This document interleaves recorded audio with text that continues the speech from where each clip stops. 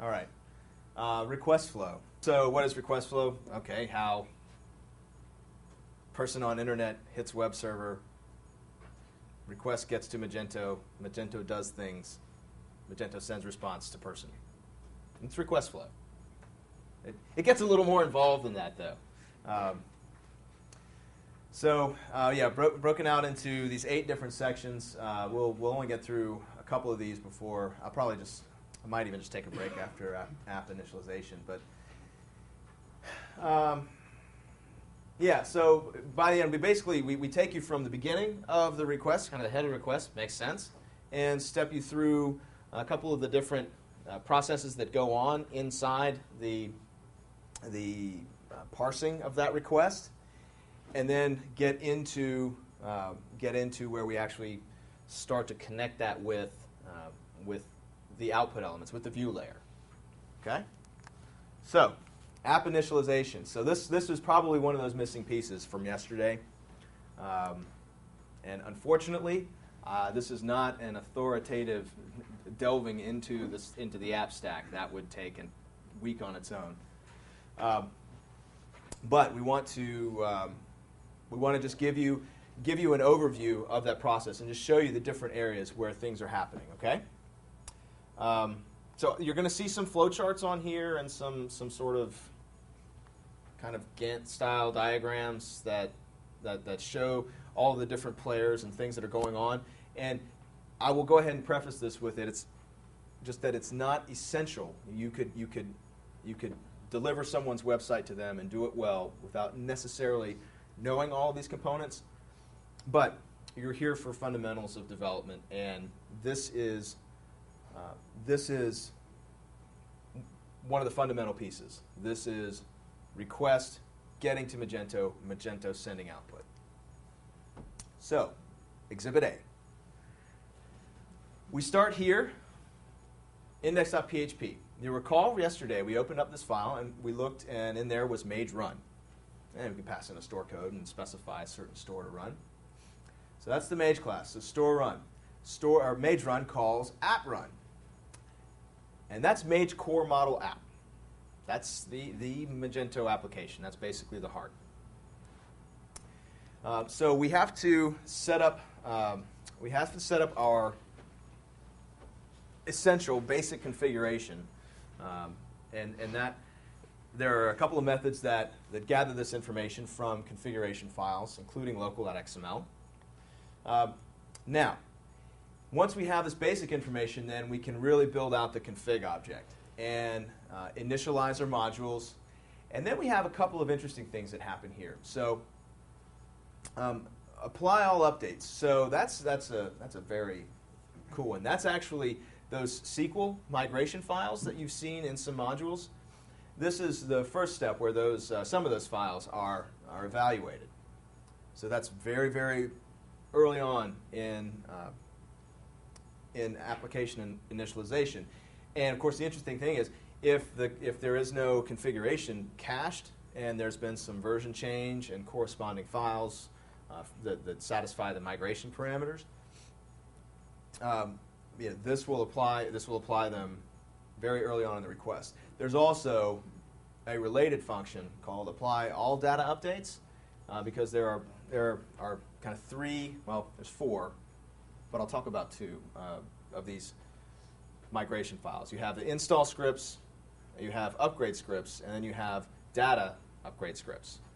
And the only real thing with the data upgrade scripts is that they, at this point, it's further on down in the initialization, and we initialize the store object. So this can actually give us, if we have to do any kind of save any kind of scoped data via our install scripts or our upgrade scripts, we would actually do it using a data upgrade. So this is just sort of showing you the order that these methods are fired. All right, but the big things to be aware of are configuration is set up, initialize request object, which is important because that's how we interact with the request, and then dispatch to our routers. So this is the process where we get Magento started, and then after getting all of our configuration, become aware of all the routers and routes in our system. And that way we can start to match that request via configuration to some module in our system. Okay? That's really all this slide is about. So, oh, by the way, I should mention that the routing here is in the domain of the front controller. So we'll be talking about the front controller extensively in the next lesson. So most of us here seem to be pretty well versed in the internet and the World Wide Web. So these slides are just, of course, a quick overview. We're aware of this thing called the internet. The internet is not yet in the cloud, but I'm sure it will be. You'll have your hosting server and registrar, DNS server. These are all the things that kind of get a person to the website. So at the web server, the request hits the web server. The request is routed to index.php. Mage run is called. Mage run initializes the app via mage app run. For an analogous comparison, you have these configuration files for PHP.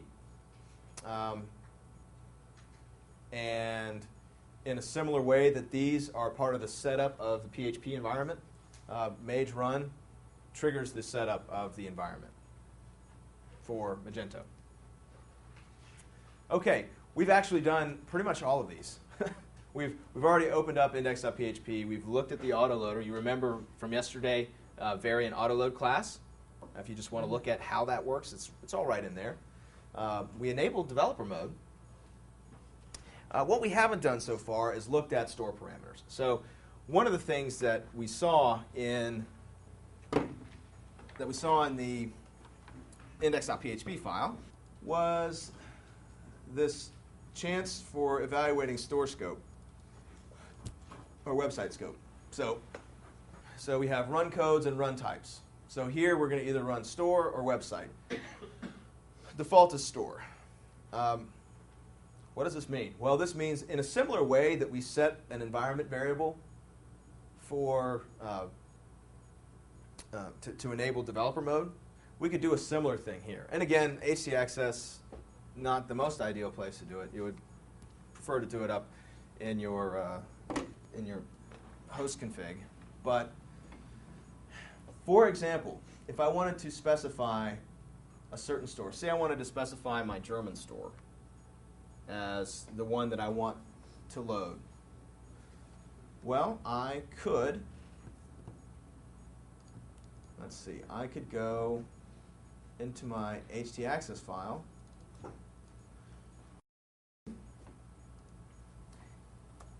and issue another set env call, so set environment variable. And what's my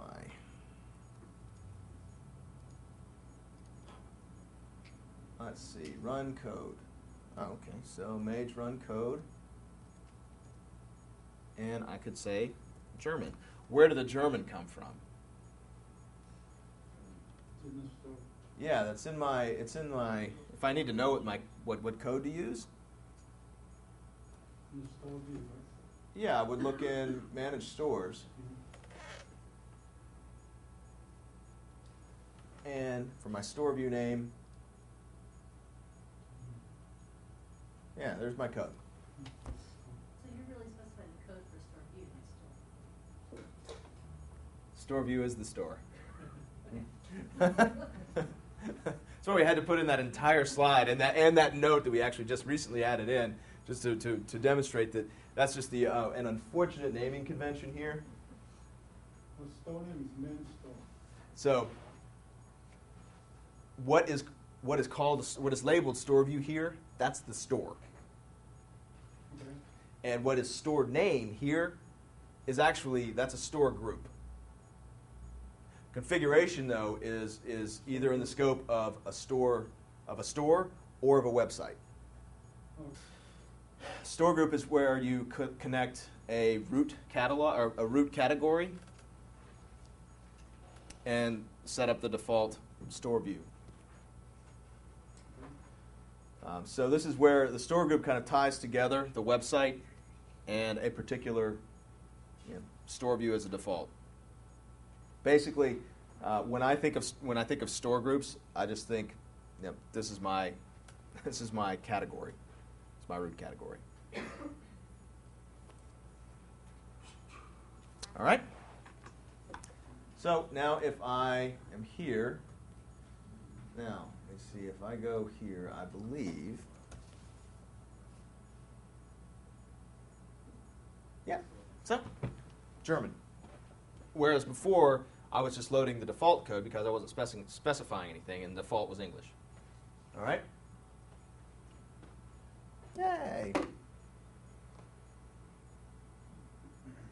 Any questions? Okay.